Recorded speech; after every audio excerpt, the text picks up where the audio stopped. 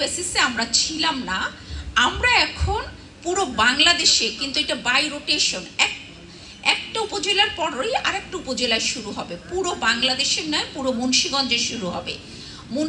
এখন আমাদের যেটা শুরু হয়েছে মুন্সিগঞ্জের 6টা উপজেলার প্রত্যেকটা উপজেলা থেকে আমরা একটা করে ব্লক নিচ্ছি।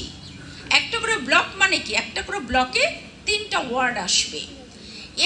এইবার আমি যেটা এখানে সবার আলোচনার মাধ্যমে জানতে পারলাম, এবং উপজেলা নির্বাহী অফিসার আমাকে বললেন যে এইবার সিরাজদি খানের রসুনিয়া ইউনিয়নের একটা ব্লক 3টা ওয়ার্ড থেকে আমরা কৃষক কার্ড বিতরণ করব। এই ক্ষেত্রে তাহলে প্রসেসটা কি?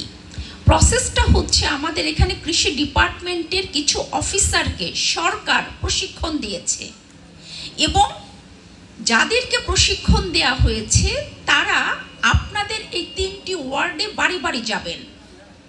এটাকে বলে ডোর টু ডোর ক্যাম্পেইন।